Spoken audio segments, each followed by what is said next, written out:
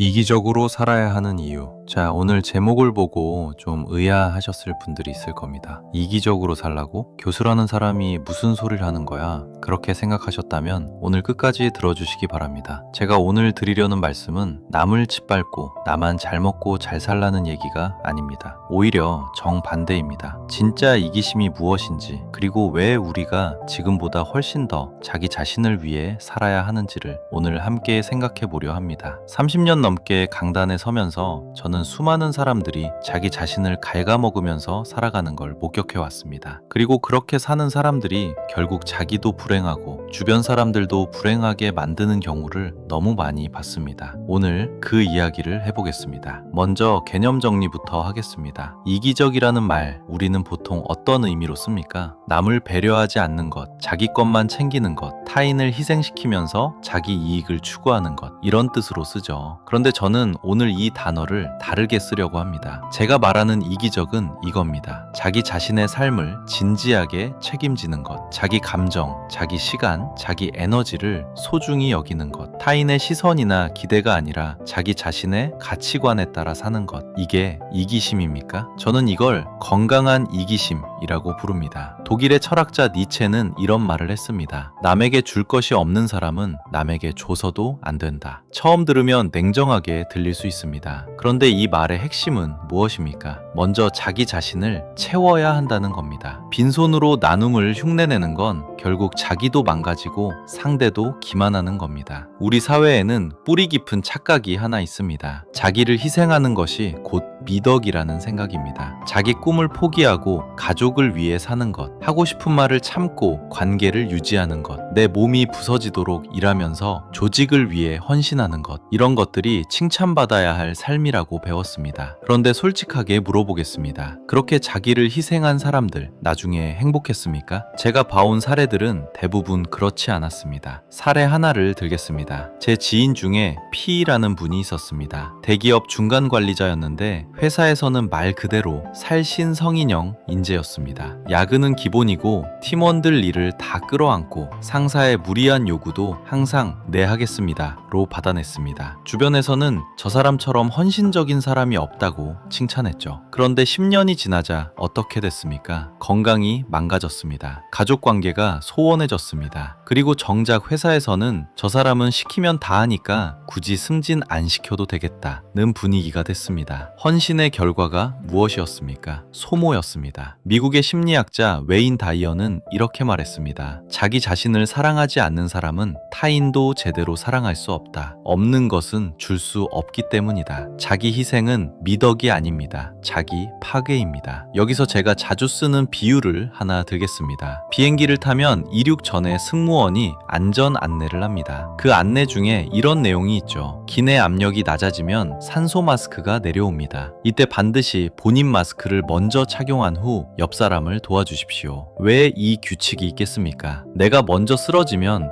아무도 도울 수 없으니까 그렇습니다. 이게 삶의 원리입니다. 자기 자신이 충분히 서 있어야 남을 부축할 수 있습니다. 자기 감정이 안정돼 있어야 남의 감정을 받아줄 수 있습니다. 자기 삶이 단단해야 누군가에게 기댈 언덕이 될 수 있습니다. 이게 이기심입니까? 아닙니다. 이게 지속 가능한 삶의 기본 조건입니다. 이기적으로 살지 못하는 사람들의 공통점이 있습니다. 타인의 기대와 시선에 자기 삶을 맡긴다는 겁니다. 부모가 원하는 직업을 선택하고 주변이 기대하는 모습으로 자신을 포장하고 사회가 규정한 성공의 기준을 향해 달려갑니다. 그런데 그 끝에서 무엇을 발견합니까? 내가 원하던 삶이 아니었다는 걸 발견합니다. 스티브 잡스는 2005년 스탠퍼드 졸업식 연설에서 이런 말을 했습니다. 여러분의 시간은 한정되어 있습니다. 그러니 다른 사람의 삶을 사느라 그 시간을 낭비하지 마십시오. 이 말이 얼마나 무겁습니까? 다른 사람의 삶을 사는 것, 이게 가장 무서운 낭비입니다. 또 다른 사례를 들겠습니다. 20세기 최고의 첼리스트로 불리는 파블로 카잘스는 96세까지 매일 첼로를 연습했습니다. 누군가 그에게 물었습니다. 선생님, 왜 지금도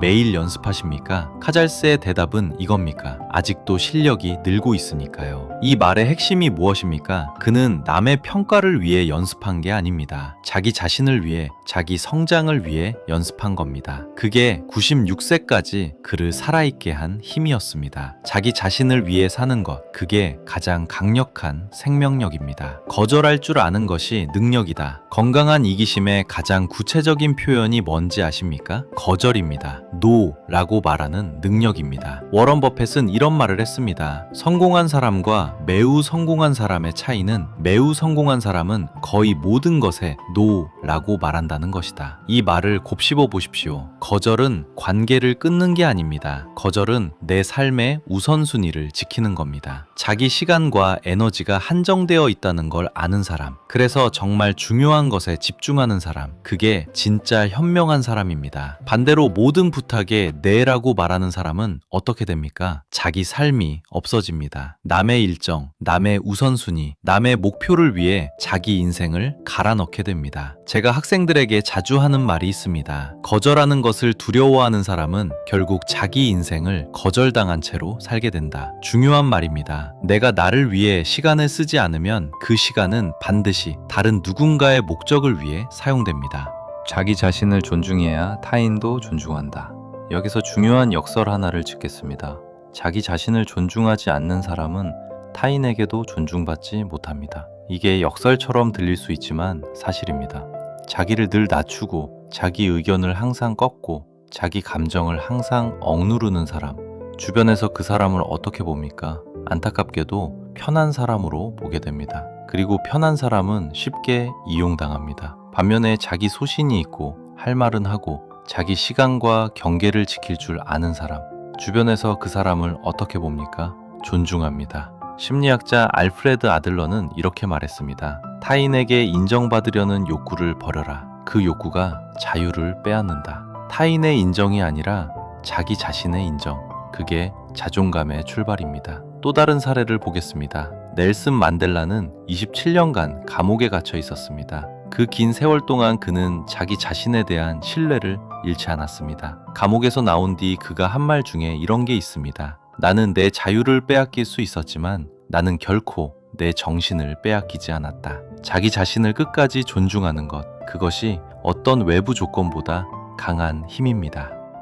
자, 이제 오늘의 가장 핵심적인 역설에 도달했습니다. 이기적으로 사는 것이 결국 가장 이타적인 삶입니다. 어떻게 그럴 수 있냐고요? 생각해 보십시오. 자기 자신이 행복한 사람이 타인을 행복하게 만들 수 있습니다. 자기 삶이 충만한 사람이 타인의 삶을 채워줄 수 있습니다. 자기 감정이 안정된 사람이 타인의 감정을 받아줄 수 있습니다. 행복하지 않은 사람이 남을 행복하게 해주려고 애쓰면 어떻게 됩니까? 결국 자기도 지치고 상대에게도 부담이 됩니다. 달라이 라마는 이렇게 말했습니다. 자기 자신을 사랑하는 것, 그것은 이기심이 아니다. 그것은 타인을 사랑하기 위한 필수 조건이다. 그리고 링컨은 이런 말을 했습니다. 40세가 되면 자기 얼굴에 책임을 져야 한다. 이 말이 무슨 뜻입니까? 자기 삶을 자기가 만들어가야 한다는 겁니다. 남 탓, 환경 탓으로 살면 안 된다는 겁니다. 자기 인생의 주인이 되어야 한다는 겁니다. 자기 인생의 주인이 되는 것, 이게 건강한 이기심의 완성입니다. 자, 마무리하겠습니다. 오늘 제가 드린 말씀의 핵심을 3가지로 정리하겠습니다. 첫째, 자기를 희생하는 것이 미덕이 아닙니다. 자기를 소모시키는 삶은 자신도 타인도 불행하게 만듭니다. 둘째, 건강한 이기심은 자기 감정, 자기 시간, 자기 가치관을 소중히 여기는 것입니다. 이것은 타인을 해치는 게 아니라 타인과 건강하게 관계 맺기 위한 기반입니다. 셋째, 자기 자신을 먼저 채워야 남에게 줄 수 있습니다. 빈 컵에서는 아무것도 따를 수 없습니다. 버트런드 러셀은 이런 말을 했습니다. 행복의 비결은 가능한 한 많은 것들에 관심을 갖는 것이고 그 관심을 주는 대상들에 대한 반응이 적대적이 아니라 우호적인 것이다. 자기 자신에 대한 우호적인 관심, 그것부터 시작하십시오. 자기를 아끼고 자기를 돌보고 자기를 존중하십시오. 그것이 나약함이 아닙니다. 그것이 진짜 강함입니다. 그리고 그렇게 단단해진 자기 자신으로 주변 사람들과 함께 살아가십시오. 그게 진짜 이기적으로 사는 것이고 동시에 가장 아름답게 이타적으로 사는 것입니다. 이상입니다. 감사합니다.